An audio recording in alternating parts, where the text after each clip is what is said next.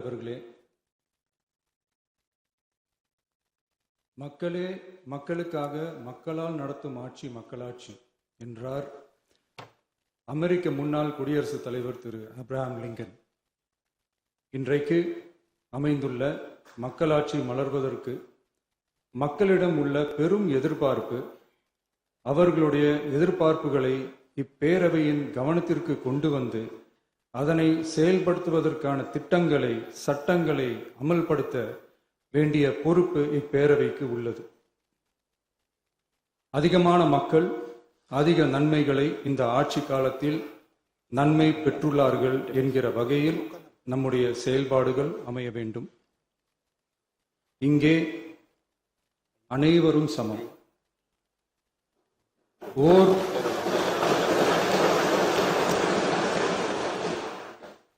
ஓர் உறுப்பினரை கொண்ட கட்சிகள் இங்கே இடம் பெற்றிருந்தாலும் அவர்களுடைய கருத்துகளுக்கும் அதிக எண்ணிக்கை பெற்ற தமிழக வெற்றி கழக உறுப்பினர்கள் தெரிவிக்கும் கருத்துகளுக்கும் சமமாகவே மதிப்பளிக்கப்பட்டு,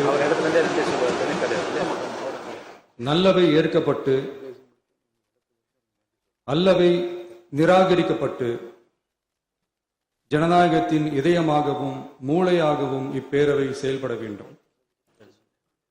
அதற்குரிய வகையில் பெருமை வாய்ந்த வரலாற்று சிறப்பு கொண்ட இப்பேரவையை நடத்தி செல்லும் பண்பை பெற்றுள்ளவரையே தமிழக வெற்றி கழகம் முன்மொழிந்து தாங்கள் இன்றைக்கு இந்த ஆசனத்தில் அமர்ந்துள்ளீர்கள். மாண்புமிகு பேரவைத் தலைவர் அவர்களே, தாங்கள் பேரவைத் தலைவராக ஒருமனதாக தேர்ந்தெடுக்கப்பட்டுள்ளீர்கள். தங்களை இந்த ஆசனத்தில் மாண்புமிகு பேரவை முன்னவரும் எதிர்க்கட்சி தலைவரும் தங்களுடைய கரங்களை பிடித்து அழைத்து சென்று அமர வைத்தார்கள். இந்த சம்பிரதாயம் எப்படி வந்தது என்று சொன்னால் சுவாரஸ்யமாக இருக்கும். பெரிய வரலாறு சம்பவத்தில் உள்ளது. இங்கிலாந்து நாட்டில் உள்ள பாராளுமன்ற நடைமுறைகளை போன்றதே நம்முடைய பாராளுமன்ற நடைமுறைகளும். மன்னராட்சி இருந்த காலத்திலேயே அங்க பாராளுமன்றம் இயங்கியுள்ளது. அக்காலத்தில் அனைத்து அதிகாரங்களையும் பெற்ற மன்னரும் இருந்தார், பாராளுமன்றமும் இயங்கியது. அங்கே மன்னர் ஒரு பணியை செய்ய வேண்டும் என்று விரும்புவார், பாராளுமன்றம் அவருடைய விருப்பத்தை பெரும்பாலும் நிராகரிக்கும். மன்னர் விரும்பிய காரியத்தை பாராளுமன்றம் நிராகரித்து விட்டது என்கிற செய்தியை மன்னருக்கு சொல்ல வேண்டியவர் பாராளுமன்ற தலைவர், ஸ்பீக்கர் என்பார்கள். பாராளுமன்றத்தின் கருத்தை மன்னரிடம் சொல்ல வேண்டியவர் ஸ்பீக்கர். அதற்கு துணிவு வேண்டும்.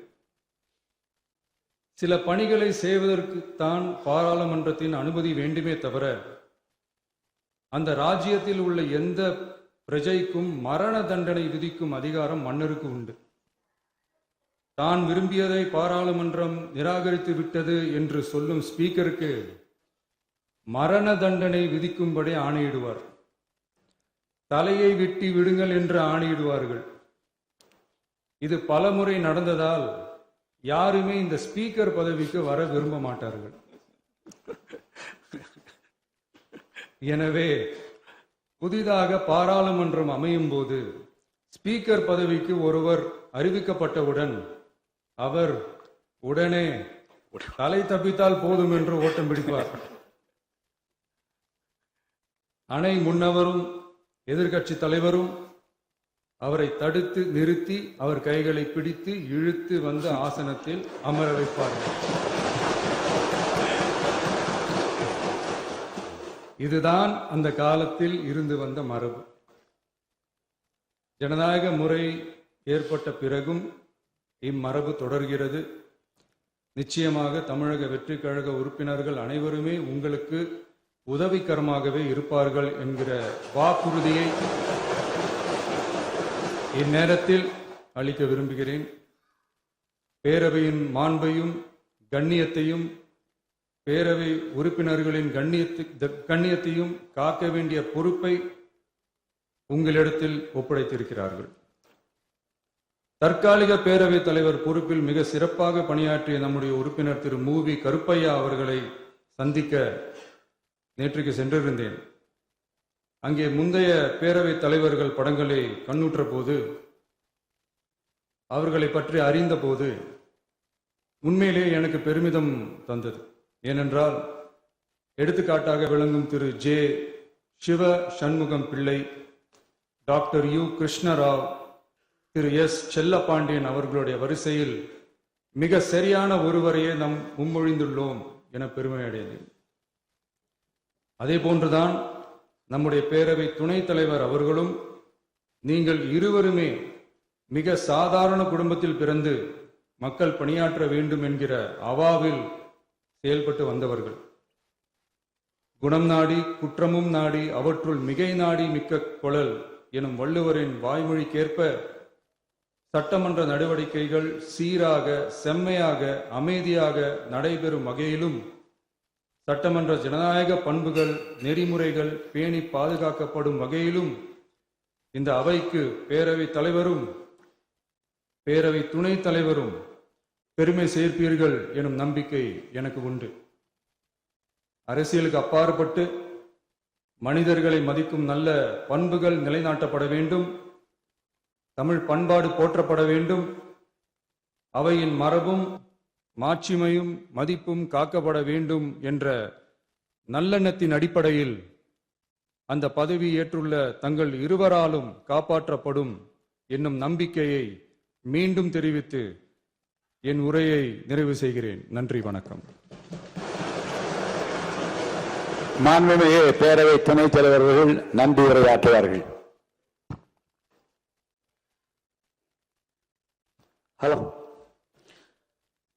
மாண்புமிகு பேரவைத் தலைவர் அவர்களே, வாழ்த்த வயதில்லை, ஆகையால் உங்களை வணங்குகின்றேன். வரலாற்று சிறப்புமிக்க இந்த பேரவையினுடைய முதல்வராக இங்கு வீற்றிருக்கக்கூடிய கழகத்தினுடைய தலைவர் அவர்களுக்கும், எதிர்க்கட்சி தலைவர் அவர்களுக்கும் மற்றும் அனைத்து சட்டமன்ற உறுப்பினர்களுக்கும், அமைச்சர் பெருமக்களுக்கும், அலுவலக நிர்வாகிகளுக்கும், தமிழக வெற்றி கழகத்தில் இருந்து தேர்ந்தெடுக்கப்பட்ட ஒரு நபர் என்கின்ற முறையில் என்னுடைய வாழ்த்துக்களை நான் தெரிவித்துக் கொள்கின்றேன். முன்னரே நிறைய நபர்கள் இங்கே பேசியிருக்கின்றார்கள், கண்ணியமாக நடத்தப்பட வேண்டும் என்று. கடந்த காலங்களை போல் இது இருக்காது. தமிழக சட்டமன்றத்தினுடைய மரபுகள் பேணி காக்கப்படும். அதே சமயத்தில் எங்கள் எல்லைகளை கடக்காமல் நீங்களும் எங்களுக்கு பேரவையை அமைதியாக நடத்தி செல்ல நீங்களும் உதவி செய்ய வேண்டும் என்பதை நான் தெரிவித்துக் கொண்டு, பேரவையில் வீற்றிருக்கக்கூடிய அனைத்து பெருமக்களுக்கும், பேரவை பெருமக்களுக்கும் நன்றி கூறி விடைபெறுகிறேன். வணக்கம்.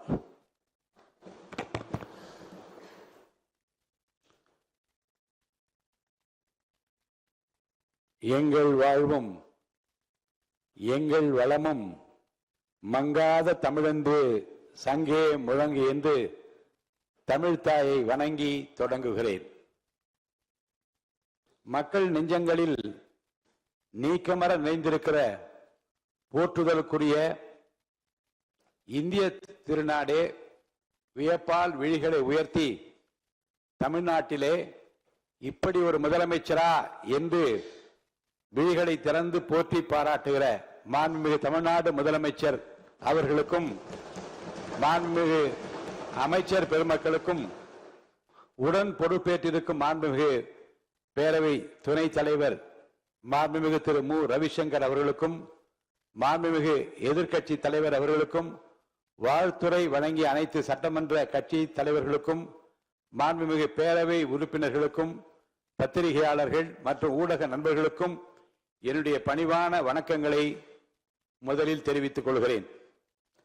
பூர்வீக இடத்தை திருச்சி மாவட்டமாகவும், பிறந்த இடத்தையும் பெண் கொண்ட இடத்தையும் திண்டுக்கல் மாவட்டமாகவும், வளர்ந்து ஆளாகிய இடத்தை திருவள்ளூர் மாவட்டத்தை சார்ந்த அம்பத்தூராகவும் கொண்ட எனக்கு 1000 விளக்கு தொகுதியில் போட்டியிட வாய்ப்பளித்து 15,141 வாக்குகள் வித்தியாசத்தில் வெற்றியடைய செய்த மாண்புமிகு முதல்வர் அவர்களுக்கும் என்னுடைய 1000 விளக்கு தொகுதி மக்களுக்கும் என்னுடைய நெஞ்சார்ந்த நன்றியை மலர்களை காணிக்கையாக்குகிறேன்.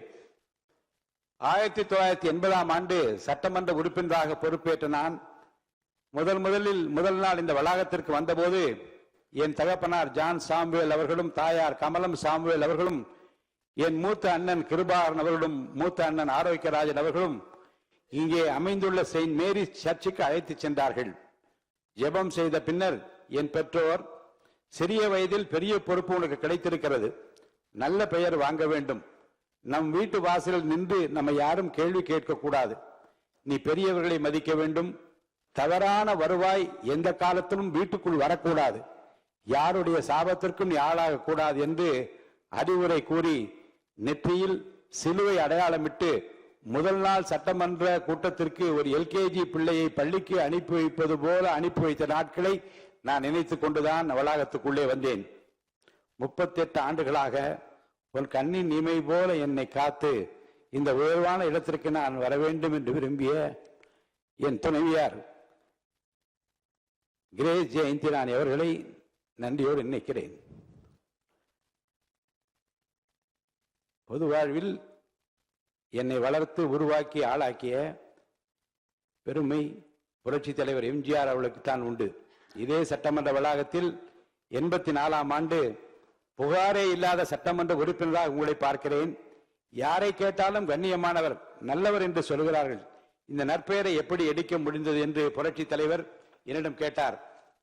சிறிய வயதில் என்னை சட்டமன்ற உறுப்பினராக ஆக்கினீர்கள், உங்களுக்கு கெட்ட பெயர் வரக்கூடாது என்று கவனமாக நடக்கிறேன் என்று பதில் சொன்னேன். மிகவும் பாராட்டி கொண்டிருந்த சட்டமன்ற பேரவையில் என்னை அனுப்பி வைத்தார். 78ஆம் ஆண்டு அம்பத்தூர் நகரிய கவுன்சிலர், 80ஆம் ஆண்டு சட்டமன்ற உறுப்பினர், 84ஆம் ஆண்டு ஒருங்கிணைந்த 17 தொகுதிகளை உள்ளடக்கிய செங்கல்பட்டு மாவட்டத்திற்கு மாவட்ட செயலாளர், 85ஆம் ஆண்டு முதல் அவர் மறையும் வரை அனைத்து இந்திய அண்ணா திராவிட முன்னேற்ற கழக எம்ஜிஆர் இளைஞரணி செயலாளர் பொறுப்பில் அமர்த்தினார். அவர்தான் எனக்கு வாத்தியார். மனிதநேயம் உட்பட பல ஆளுமை பண்புகளை அவரிடம் நான் கற்றுக்கொண்டேன். எனக்கு ஒரு மகள் இருந்திருந்தால் நான் பிரபாகருக்கு தான் கொடுத்து வைப்பேன் என்று தமிழ்நாட்டில் முதல் முறையாகவும் கடைசி முறையாகவும் என்னை ஒரு வீட்டு பிள்ளை போல வளர்த்து உருவாக்கிய ஆளாக்கிய புரட்சி தலைவர் எம்ஜிஆருடைய நினைவுகளை இந்த நேரத்தில் நான் சுமக்கின்றேன். அவர் மறைவுக்கு பிறகு மறைந்த முதல்வர் புரட்சி தலைவி அம்மா அவர்கள் அன்பையும் நம்பிக்கையும் பெற்று அவரோடு பலமுறை நான் பயணித்திருக்கிறேன். பல முக்கிய முடிவுகள் எடுக்கின்ற அந்த கொள்கை முடிவு கூட்டங்களில் பங்கு பெற்றிருக்கிறேன்.